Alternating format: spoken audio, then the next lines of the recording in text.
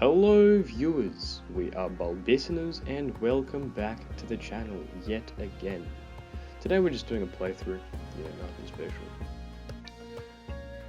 Just another playthrough. I still haven't come to get myself to write notes or nothing what to talk about, because I don't know, seems like improvisational commentary is a lot better, to me personally at least. This video was going to come out like ages ago, but I was having some insane technical difficulties. It's crazy, because the program I was using, NVDA something to screen record, it would only record the gameplay in something called variable frame rate, which means it doesn't film at a constant frame rate, I guess, of let's say 60 frames per second. It does some weird sketchy in between kind of changing around, and the program I was using to edit was only able to handle constant frame rate. And so what I ended up doing was I got a converter for it, and I kind of converted it, but it didn't really do anything. I still put it in the I would put it in the program, and it would the audio would be extremely out of sync. So I tried to manually sync it and it just didn't help. So I had to record completely new gameplay where I left the music, but I turned down the SFX volume a lot. That way you can't hear that the audio is out of sync. It might be annoying, it might not be. I reckon it might be almost better sound quality, but I don't know. Let me know what you guys think in the comments below. So I broke my my chair the other day. It was I kind of kicked it to make it turn, and the leg just snapped straight off. So now I'm sitting on some uncomfortable coffee shop looking Asian restaurant type seat, and it's just it's hurting my ass. It's just the worst thing possible, but it's alright. I feel like I want to get myself a gaming chair or something, but at the same time, I don't know, it's $300, and do I want to spend that much on a seat? You know what I mean? I've got a part-time job, and it doesn't pay that much. Like $10, for instance. You wouldn't think that it's a lot, but then $10, man. It's a small amount of money, but when you think, is this item worth the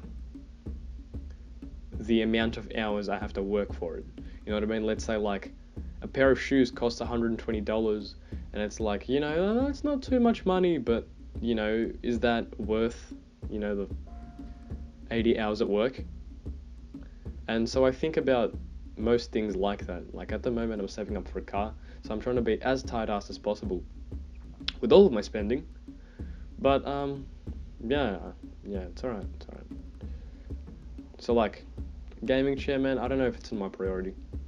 In the future, in general, I want to get as soon as I get a car, I want to get an apartment, in the city somewhere, just a studio, where I'll do all my creative arts and crafts and recordings and things. I feel like that'd be awesome.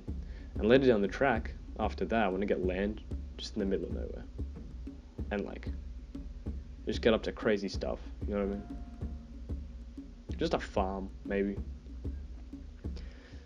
Maybe not the greatest use of my finances. My future finances, maybe I won't even have the money to afford that, but let's hope I will. Someone suggested I should talk about completely obscure stuff, unrelated to Spelunky, so here I am, just rambling on. That was a really good crush by the block, if you saw that. It was very skillful timing. Totally didn't happen on accident. But perhaps I should circle back and talk about the gameplay a little bit. The power pack, I almost prefer it to the jetpack, honestly, because it optimizes the shotgun so much more. For instance, you can hang on vines and shoot, and you won't fall off, because that's one feature that gets me killed time and time again in this game. When you hang off vines and you shoot at stuff and you land into spikes or something. But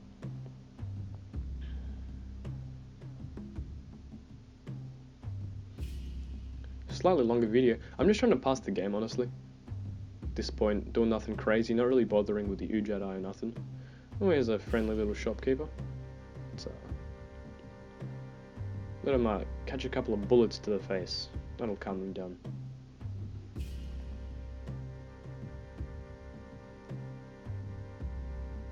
Oh my gosh. Monkeys, they are such an annoyance. Such an annoyance.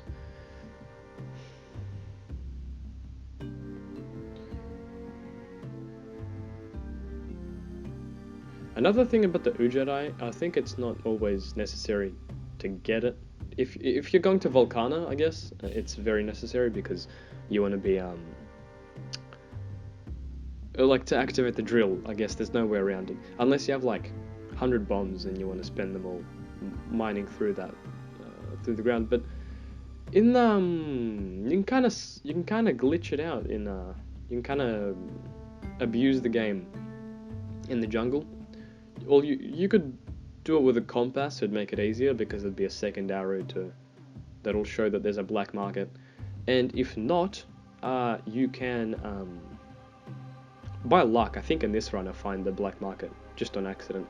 But from going into caves, you can kind of like look around and see if there's one there. And then you look sort of where the entrance to it might be.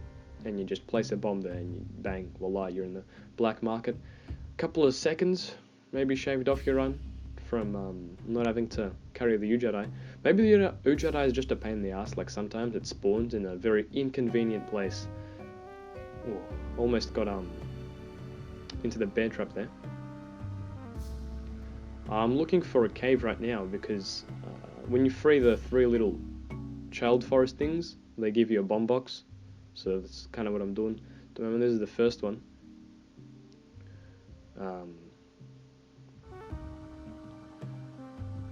There should be another 2 in the next 2 levels.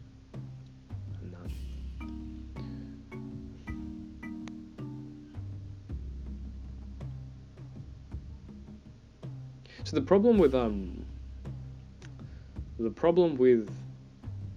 this improvisational crap is, I guess it's good because it's a time saver, but at the same time I'm being very inefficient with what I'm saying. Like there's a lot of pauses where I'm not really saying anything, eh? And it might be kind of dull. I don't know how exciting this gameplay is. Oh, there's the second cave, second child. But like, I don't know. I guess this could almost be treated as a podcast. And I believe that might be the black market down there.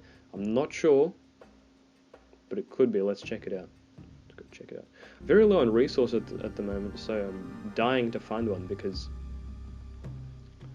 I'm sure I'll resolve all of my rope troubles there. Cool thing about the black market is you can kind of spend all your resources trying to find it, because when you do find it, like, it's all going to be replenished. You're going to make up. It's going to make up for it. You'll get crap tons of bombs, ropes, a jetpack or something if you have one. The problem with the black market actually is you've got to be very cautious in where you're shooting, because you don't want to blow up the bombs and things, the packs that are there. This might not be the black market. I'm beginning to think it's not. Oh, it is. I think it is.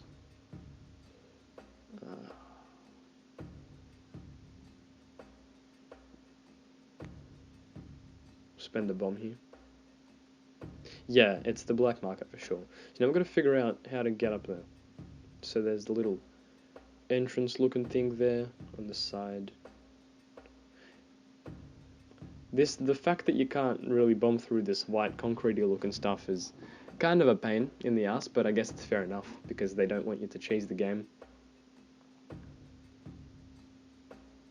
Just trying to sort out where the entrance is here. I've got the power pack, so the bombs are bigger and the explosions would kind of reach a lot further, which is a good thing because the radius is bigger and high chance of finding the thing. There we go, there it is.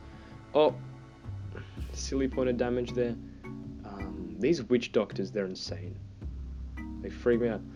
getting cursed is like such an annoyance in this game. Because you got to go find the damn seal, you got to go through the exits, it's just so much work. Oh my gosh, and there's a boomerang man, got to be cautious of him. If I was any closer, he would have killed me. And there we go, we are in the black market. Now the trick to robbing these is very simple. Usually here on the left side there'd be a ladder that goes all the way down, but I think in this case the level generator did some weird sketchy kind of thing, and it didn't happen. Let's just go double check just in case. Nah, it's just a Gronk. It's a little hide hands guy. Are we gonna free him? Perhaps.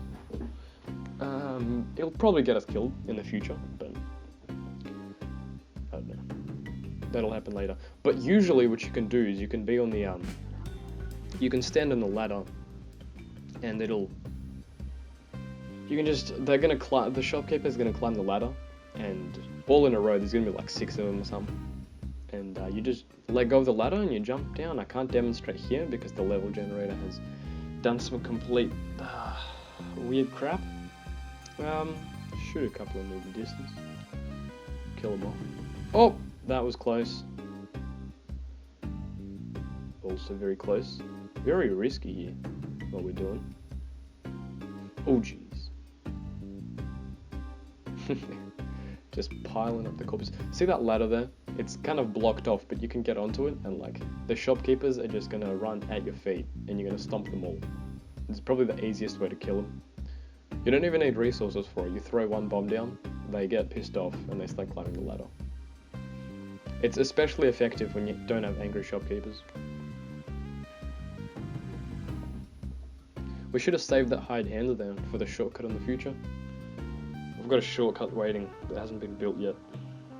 I've got to get a hide hands all the way to the ice caves, and it is it's a painful task, let me tell you, because you got to babysit them, and they just don't want to be held. They just jump out and do all sorts of nonsense to prevent being held. There's the third door there, the third cave rather, with the third child, and there's the little shopkeeper village to come and get us. There's some dog barking outside. I'm hoping it doesn't affect the recording. So one thing that's bothering me is that guy in the corner with the shotgun that's just facing us, so we're gonna chuck a bomb down. We've got plenty. It's all good. It's all good. The thing about bombs is you either have them, and then all of a sudden you don't. So you got to be pretty stingy with them, I reckon. Got to be very cautious, not spending too many. The climbing gloves in this game are so much more annoying than in the old one. Maybe it's because I haven't gotten used to it, but from my current experience, the climbing gloves are absolutely atrocious. Like, because they require a lot more brain power, because you have to kind of press the key into the wall and then like stop pressing it. It's just, it's terrible. It's terrible. What other interesting stuff has been happening? I don't know. You ever like start talking to a completely random person and you get close enough, and then you run out of topics to talk about, and then it's kind of painful. Let's go retrieve our bomb box up here. It's like you've become close with the person, and then it turns out there's not that much in common between you. And then like, it was just a huge waste of time talking to them in the first place. I mean, it was entertaining at the time. I'm a very social person. Like to go. I sometimes actually go out when I'm outside with my friends and that, or I'm going to the city. I don't know. I like to exchange conversation with some of the sketchier folk, like homeless people, man. Like all sorts of different individuals. I think, well, first of all, it's kinda. It's a good thing to do, man. Some of these people, they're just trying to be heard. They just want to get their word out. They'll always got interesting life advice. Good to hear. I just skipped this part here with Olmec because I don't think it's the most entertaining thing to watch. It was like 3 minutes worth of standing on his head. It's blowing down, and I'm sensing danger. Yes. Just climb down this rope here. Oh. What a great way to throw out a perfect run. Well, ladies and gentlemen, thank you for watching. If you still managed to stick around, appreciate it. Don't forget to hit the like button and subscribe.